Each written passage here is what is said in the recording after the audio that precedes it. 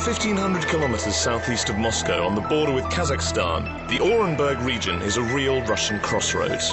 Sitting on the Ural River, it literally marks the spot where Europe meets Asia, and it's home to more than 2 million people. Orенburg's got to be one of Russia's most multicultural regions. There are more than 100 different nationalities that make up this area, and to celebrate just a few of them, the government's built this, the National Village.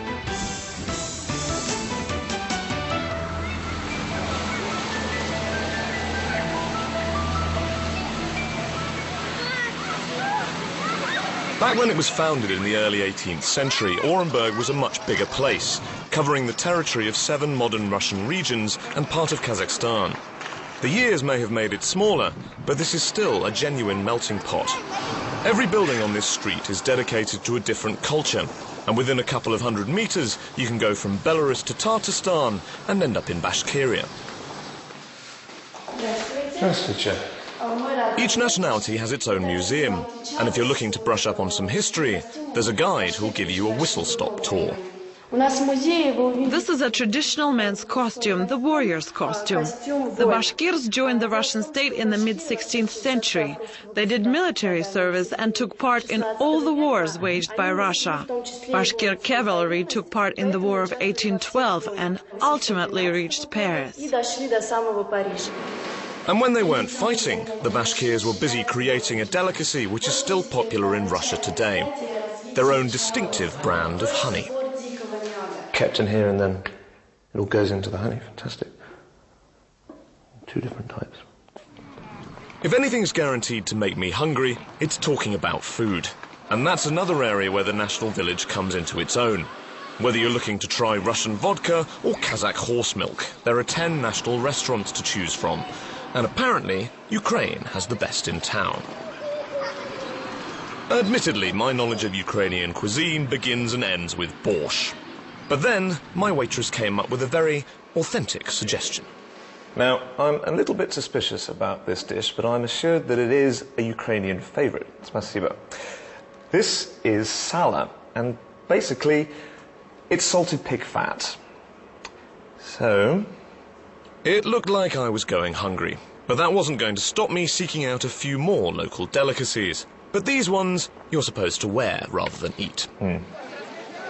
This is the Orенburg shawl, and it's been famous in Russia for centuries. Made from goat hair and silk, these designs have been passed down through families for generations. The people here say this is the warmest, best quality shawl in the world. And if you're looking for a bargain, there's really only one place to go. Just wondering if my mum would like this. I don't know, what do you think? The moment the ladies spot a potential customer, they'll make sure you know exactly what's on offer. How much is this? 1,000. 350. Just like the goats, the shawls are available in either white or grey, and it's a popular spot for tourists and businesswomen alike who come to barter with the locals.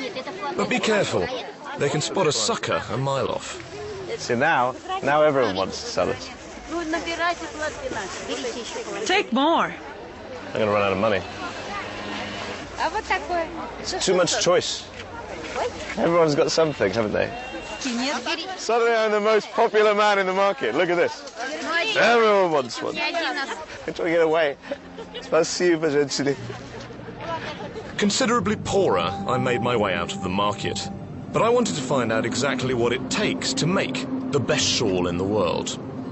See, now this may be the end product, but this is where it all begins, with the famous Orенburg goat. Now, they haven't got any of their fur left because it's all been shorn, but, of course, it does take a bit of a process before it goes from this to this. Здравствуйте. Минор? Здравствуйте. James, очень приятно. Okay, let's see the платки, yeah? Let's see some of the shawls. Идемте, проходите. Спасибо. Идем.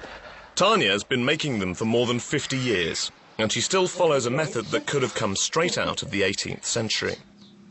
It's a long process that starts with the goat hair being thinned through a comb. Хотите попробовать? Oh, yes. Okay. Let's see if I've got what it takes here. I think I'm doing it right. It looks simple, but you need to be pretty careful where you put your fingers. It's getting softer and softer. I just stabbed myself. That looks good, doesn't it? I think. You make a nice scarf with that. But that's just the start. Then the fine hair has to be mixed with silk and transferred onto a spool. And that's not so easy. This is much more difficult. Okay. Okay, now this is actually really quite tricky. Apparently this takes a lot of training, so I may be able to thin it, but I don't think I'm going to get it onto the stick here. Tanya's awards and certificates are dotted all around her home, but the pièce de résistance is in the next room. A massive, intricate commission to commemorate the 210th anniversary of the birth of Russian poet Alexander Pushkin. Сколько времени? A big shawl takes a month of work. Wow, so that's a month's work that goes into making one of these completely by hand.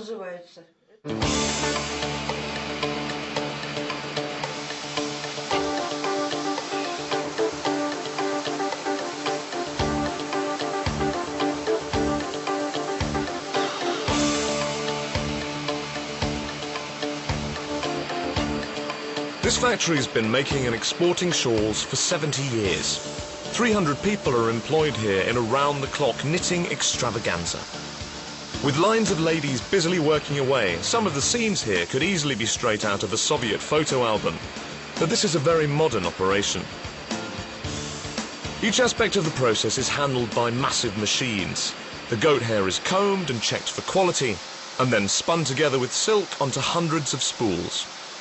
There's so much thread in this one room that if you tied it all together, it'd reach to Dublin. It's fed into dozens of automatic sewing machines, which can knock out a shawl in around 25 minutes. And once they've been made, the final details are added by a seamstress or a willing apprentice.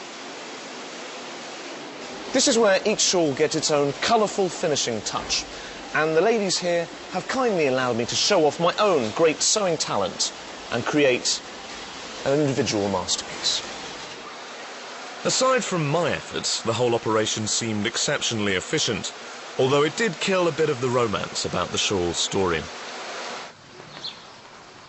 Oremburg is justly famous for its shawl throughout Russia, but the region's also gaining a bit of a reputation as a religious centre, and that's mainly down to this beautiful new church complex and a rather extraordinary man who runs it. That's Nikolai. When Father Nikolai first arrived in 1992, there was nothing but earth here. Over the last 17 years, he's built a church, a school, and gained a thriving congregation. No small achievement in itself, but it's not the reason why he's one of the most famous men in Oremburg. Now, with a busy parish to run and rebuild, Father Nikolai's a pretty busy guy, but there are quite a few other people here too who take up rather more of his time. He may be a priest, but first and foremost, Nikolai's a dad, to the largest family in the country. He's officially adopted 72 children, from homes, orphanages, and even off the streets.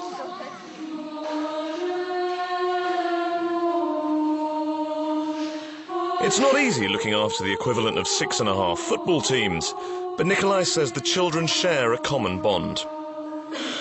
They've all lost their parents, but now they find themselves in a new family. That is what unites them, and they try to be tolerant of one another, regardless of their nationality or habits. And they really love each other.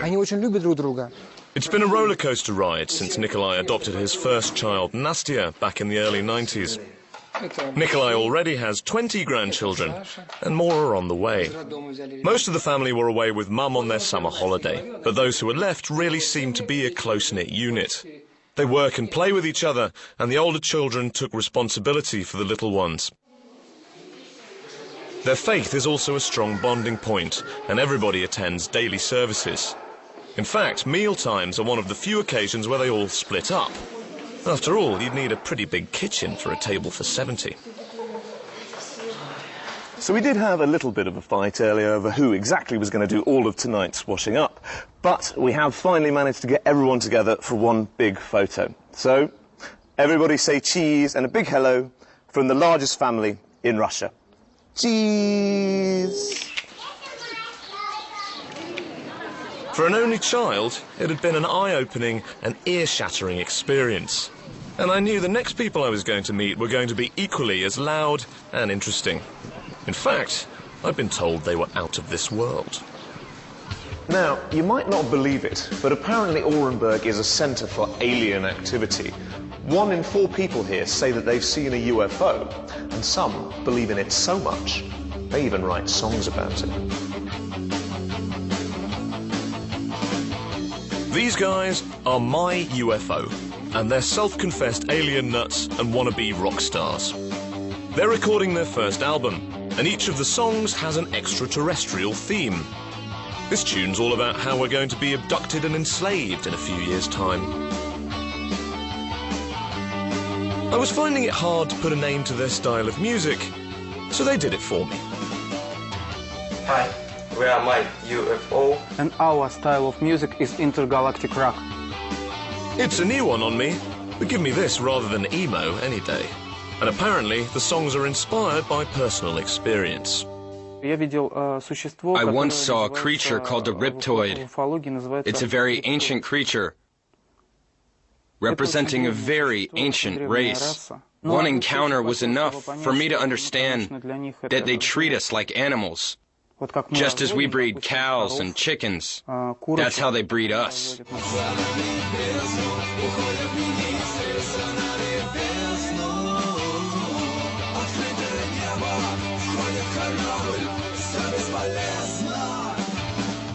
Pretty scary stuff, so just be careful. You might get to see Russian music's next big thing in Orенburg, but make sure you keep your eyes on the skies. Thanks, guys, that was really awesome. Cheers, good luck. Bye. Aliens. Yeah, right.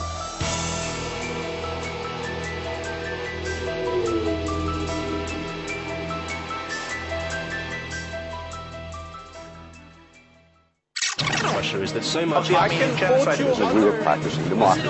There's the Taliban bad guys. The visit of the Afghan president to Washington highlights the enormous difficulties behind Barack Obama's so-called surge for this war-torn country.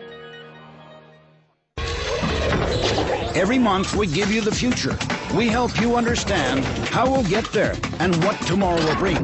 The best in science and technology from across Russia and around the world. Join us for Technology Update on RT.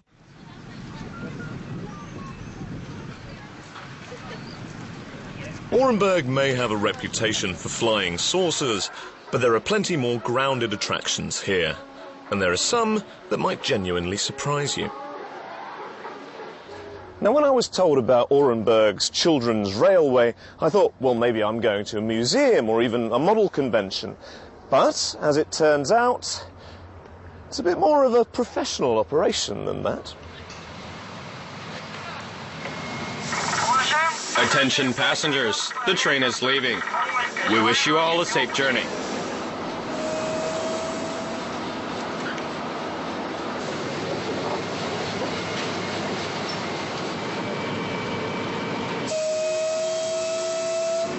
Yes, this really is a functioning railway, where all the staff, from the drivers to the ticket collectors, are 16 or under. And it works. It's not often I put my life in the hands of people who are still getting pocket money rather than a salary, but as you can see, this is a pretty popular service. And in fact, there's been a railway running here for the best part of 60 years. And you can still take a trip into the countryside for the equivalent of about 50 cents. Один шанс. Спасибо.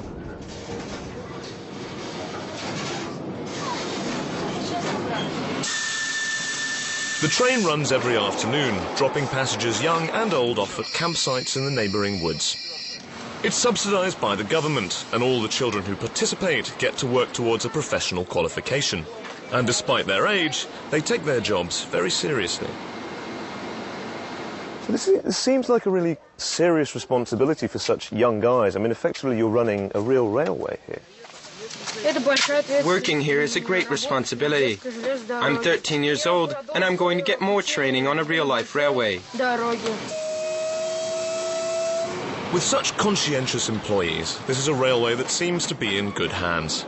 And exactly 30 minutes later, we were back at the station.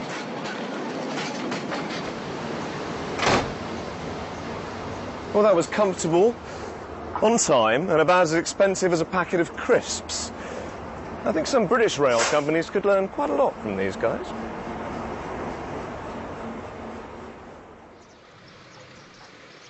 And if children running a railway system isn't exactly something you'd expect to find in the middle of Russia, neither is the local wildlife. Such big birds, such small brains. But clever enough to... yeah, hello. Meet Ozzy and friends, residents at Orенburg's slightly ironically named Lucky Bird Farm. It's the region's only ostrich farm, and it was opened 2 years ago. Здравствуйте. James. Nice to meet you.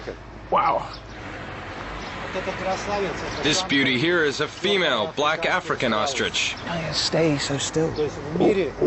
People have been engaged in this business for 1,000 years. In Australia, Africa, and in Europe, already 300 years. But here in Russia, it's still a very new development. But potentially a very profitable one. Each bird can yield over 100 kilograms of meat, along with feathers and extremely large eggs, assuming you can get them away from their irate parents. That's like lifting a brick. I think you could, you do about 20 breakfasts with that. You'd be a little bit wary of Mum here, who I'm not sure is too keen on me picking up her potential offspring, but I have to be a little bit careful. It's okay. Ostriches aren't generally aggressive outside of mating season, but I always feel that you're probably best off on the other side of a fence of something that can kick you to death. And it doesn't hurt to try and make friends.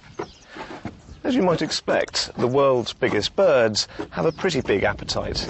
These are only the babies, and each one of these guys eats 9 times a day and can go through 2 kilograms of food each. So, I thought I'd bring them a little snack. And hopefully, no one is going to bite my hand off here. And it's not just ostriches who live here. There are peacocks, pigeons, and an extremely stylish brood of Chinese chickens. And if you get tired of your feathered friends, there are plenty of furry ones too. Assuming you can handle the overload of cuteness. Oh, yes. Right. This is Daddy Rabbit. His name is Gosha, and I think he may be the biggest bunny that I've ever seen. You'd certainly need a lot of carrots to keep him happy, wouldn't you? And once you've made sure that the animals have had their lunch, you can pop into the farm cafe for yours. I think it would have been wrong to come to an ostrich farm and not try a little bit of what's on offer. So now that our egg has been drilled and scrambled, you get an omelette, enough to feed 6 people with plenty of room for seconds. A hearty meal by anyone's standards, but ostriches aren't the only unusual animals making an appearance on Orенburg's farms. But to find them, you need to take a trip out into the wilderness. Now, Orенburg is right on the Kazakhstan border, and you don't have to drive far before you find yourself deep in the Russian steppe. It's not exactly a brilliant place for a car, but there are a few things here that really love those wide open spaces. Now, out here on the steppe, this is pretty much far from your run-of-the-mill farm, and the animals they have here are a lot bigger than average. Check these guys out. Surprise? Camels in the middle of Russia. This is a camel. I turn them out to grass in the morning. They eat grass all day, and they don't need special tend. But these are Bactrian 2-hump camels, and unlike their Arabic cousins, they're native to the Asian plains.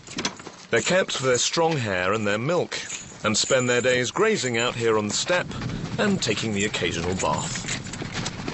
According to their keepers, they're also very friendly, so I thought I'd try and tempt one with a little snack. Just wondering if I can persuade this guy to at least try a little bit of apple.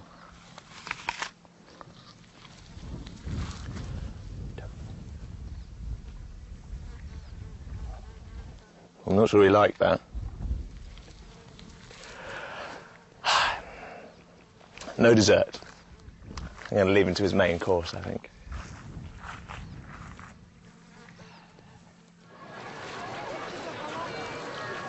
My time in Orенburg was almost up, but there was one last place I knew I had to visit. This is the town of Sol-ileck, home to the region's biggest tourist attraction, but underneath, salt has been mined here for almost 200 years. The entire town lies on a thick bed of it, and the tunnels go down 350 meters below the surface. Never been down a mine shaft before, so I'm a little bit nervous. But this way, I get to see how they bring out 1,000 tons of salt from the earth here every single day.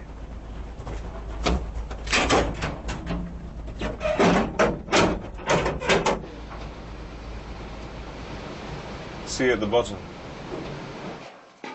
It's a long way down, and it's easy to walk for what seems like hours here without seeing another person. The air is so dry and thick with salt, you can actually taste it. It's really eerie down here. I never imagined that a mine would actually be so quiet that you could really hear a pin drop here. And it's pitch black. The tunnels extend for miles in every direction, and it was a big relief when I finally saw something up ahead. We'd made it to the heart of the mine, and the day's salt harvesting was about to begin. This machine almost acts like a giant razor, literally shaving away the salt from this huge block so it can be collected and transported to the factory for processing. But I think I'd better get out of the way before it starts to do some real damage. Tons of salt are gathered in every batch before being dropped through a hole and onto the mine's conveyor system, which takes it up to the surface. I was pretty happy to get above ground and into the processing factory myself. Machines separate the salt into degrees of purity, and then it's just time for the finishing touches. So this is where everything ends up once the salt has been mined, sorted. It can then be bagged, sealed up, and it's ready to go on your chips. But these salt deposits aren't just big business. They're also the perfect place to head for a little R&R. Oh, I do like to be beside the seaside. Oh, I do like to be beside the sea. Except that's my tough luck, really, because we're actually several thousand kilometers away from the coast here. But Orенburg does have the next best thing. These are Sol-ileck's salt lakes, and when the sun's out, this is the place where everyone comes to work on their tan. Now, this lake is actually more than 30% salt. It's sort of like Orенburg's answer to the Dead Sea, which means that when you're in it, you just pop around like a cork. Perfect if you want to enjoy the latest trashy paperback. But one little bit of advice, you really don't want to shave before you get in here. It's just a bad idea. And if you're not up for swimming, there are plenty of more unusual activities to try. Just shows you how salty these lakes are. I was only in the water for about 10 minutes. I'm absolutely covered with the stuff. But that's not the only treat that the Orенburg salt lakes have in store for tourists here. There's another place that's a firm favourite. But if you want to really enjoy it, you've got to get your hands dirty. And a whole lot more. Because if you're going to have a mud bath, you've got to do it properly. And hundreds of people take the time to get thoroughly filthy in this open-air health spa. So, apparently, this mud is so full of minerals, and it's supposed to cure absolutely everything. And...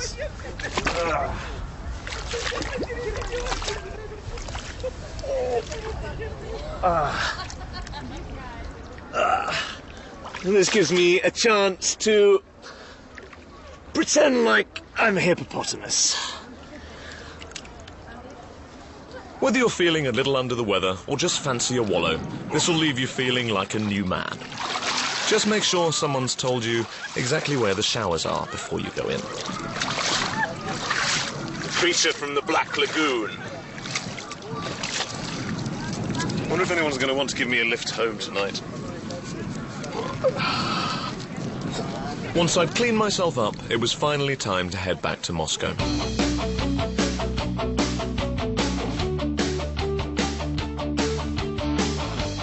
Orенburg really is somewhere you can expect the unexpected, where you can get business tips from a group of children, or just chill out and munch on an ostrich burger. But it's also one of the country's most diverse regions, and a place that provides a real flavour of a modern multicultural Russia.